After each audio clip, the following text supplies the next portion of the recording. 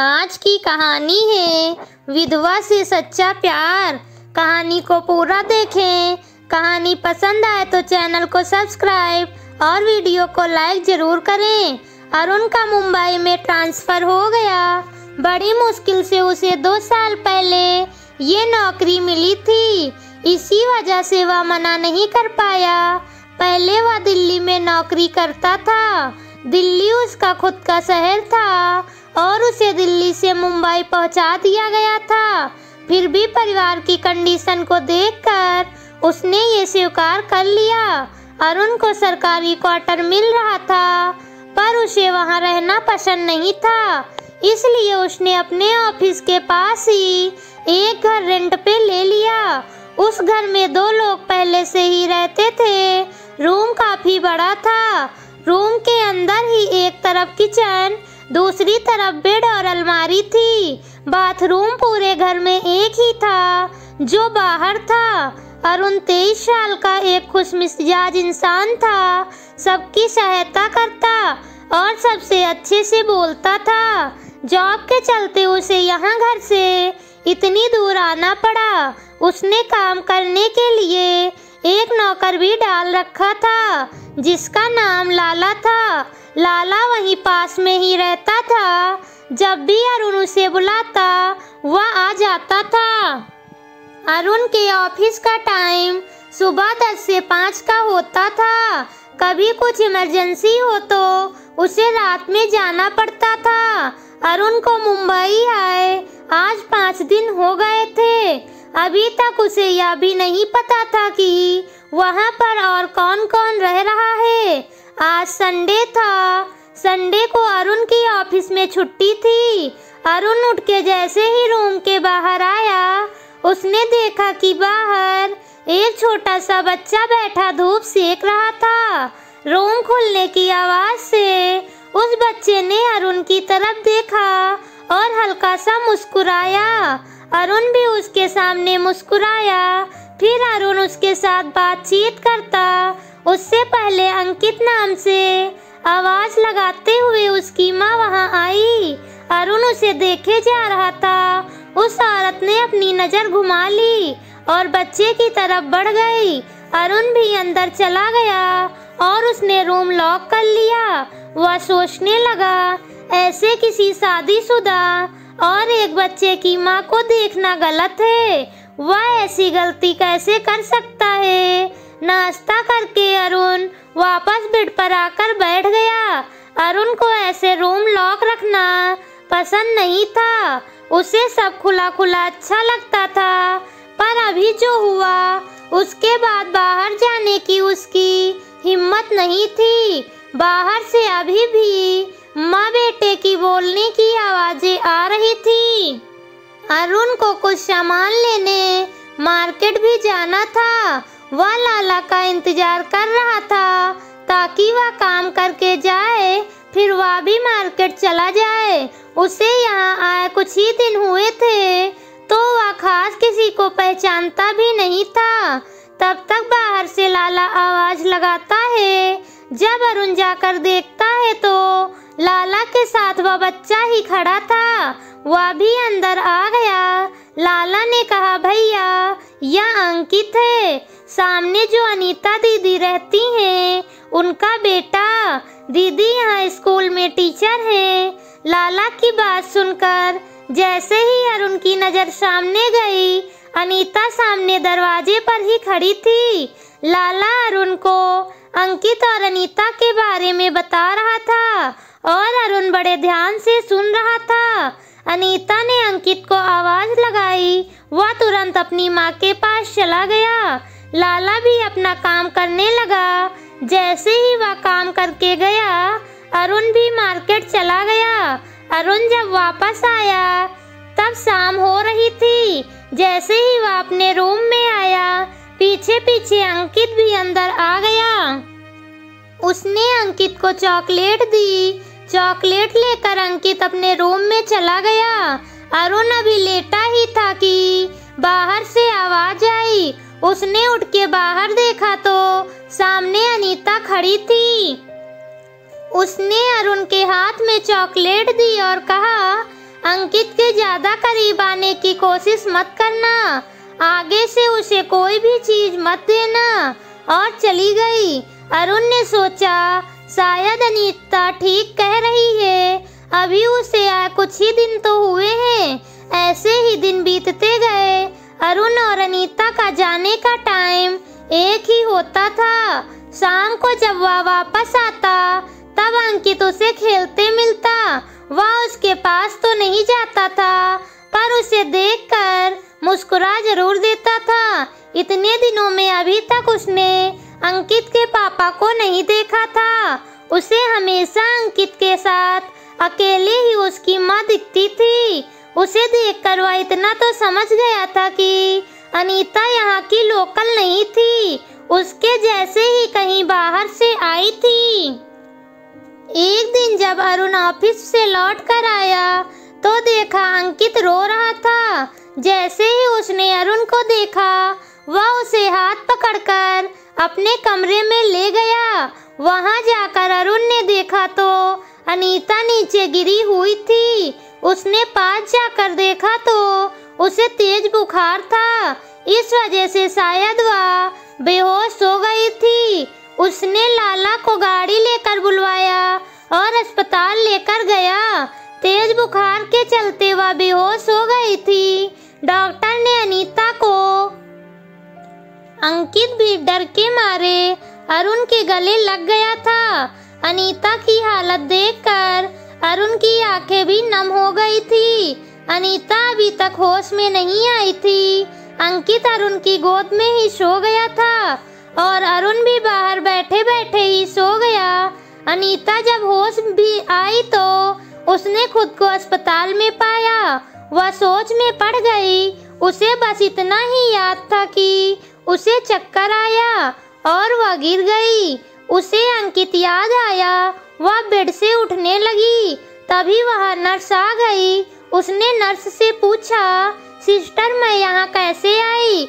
Sister ने कहा आपके हस्बैंड आपको यहाँ लेकर आए। अनीता बोली, हस्बैंड? मेरा बेटा कहाँ है? सिस्टर ने कहा वह भी उनके पास है। अनीता कुछ कहती उसके पहले ही अरुण अंकित को लेकर अनीता के पास आता है। अनीता अंकित को गले लगा लेती है और उसे पूछती है वो ठीक है? अंकित कहता है हाँ मैं ठीक हूँ। अनीता अरुण की तरफ देखकर कहती है माफ कीजिए, उस दिन आपको गलत समझा। आज जो आपने मेरे और अंकित के लिए किया उसके लिए धन्यवाद। अनीता को कमजोरी की वजह से डॉक्टर एक दिन अस्पताल में भर्ती रहने के लिए कहते हैं। अरुण भी अंकित के साथ वहीं रुक जाता है। अंकित एक पल के लिए भी अरुण को छोड़ ही नहीं रहा था। अरुण उसे गोद में लिए ही अनीता के लिए खाना और दवाई ले आया है। अरुण अनीता से अंकित के पापा के बारे में पूछता है। अनीता उसे बस इतना ही कहती है कि अंकित के पापा इस दुनिया में नहीं है, वह अकेली है। अरुण को अनीता और अंकित की ऐसी हालत देखकर बहुत दुख होता है। इंसान कितना भी मजबूत हो, कहीं ना कहीं तो कमजोर हो ही जाता है।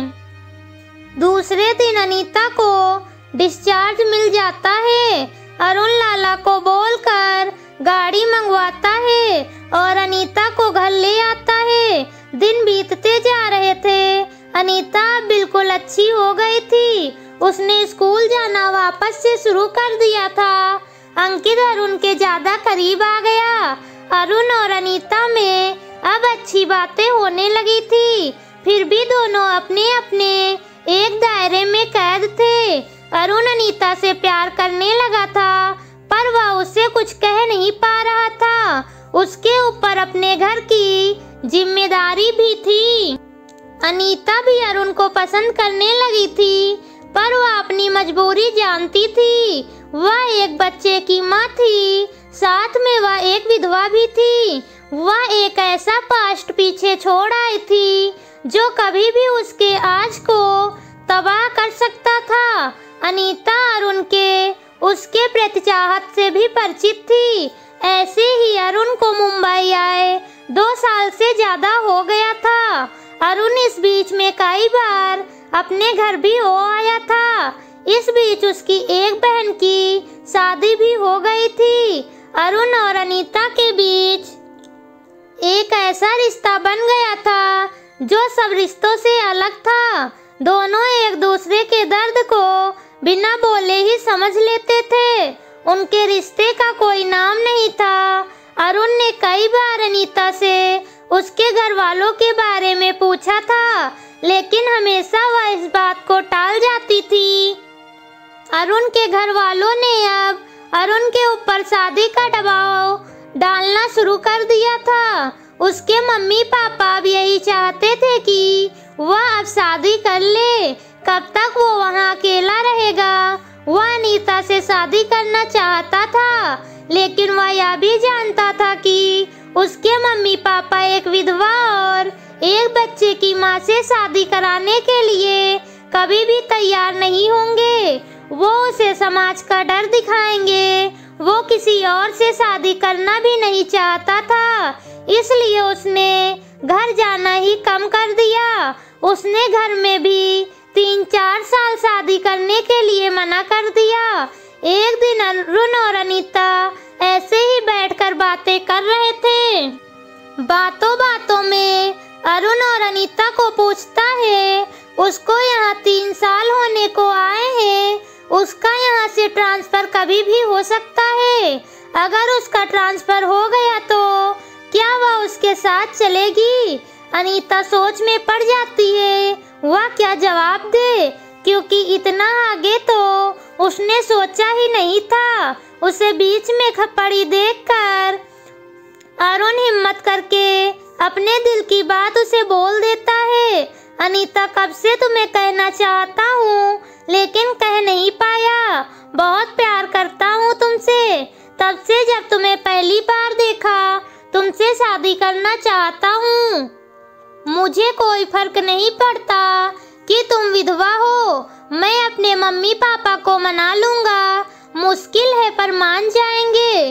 बस मुझे ये बताओ तुम क्या चाहती हो?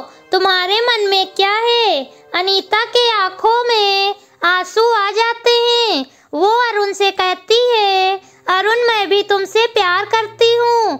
मैं जानती हूँ अंकित को तुम जितना प्यार दोगे और कोई नहीं देगा, पर मेरा पास्ट तुम्हारे लिए खतरा बन सकता है। मुझसे शादी करके तुम्हें दुख और तकलीफ के अलावा कुछ नहीं मिलेगा।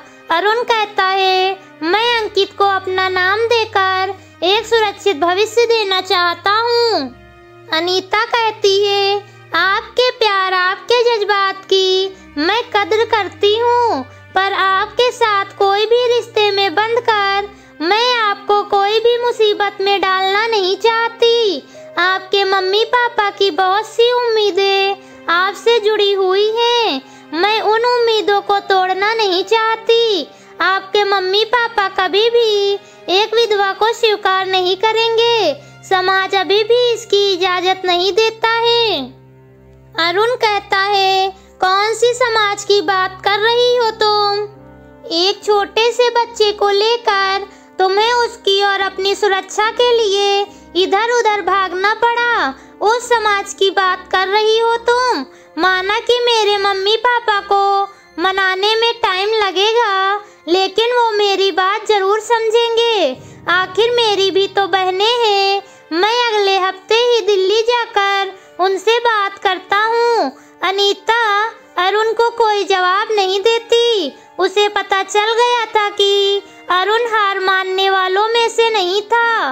अरुण जब मम्मी पापा को अनीता के बारे में बताता है तो वह पूरी बात सुने बिना ही मना कर देते हैं।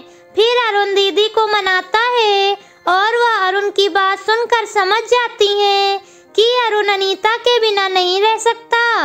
अरुण की दीदी मम्मी पापा को समझाती है। फिर अरुण के मम्मी पापा भी शादी के लिए मान जाते हैं।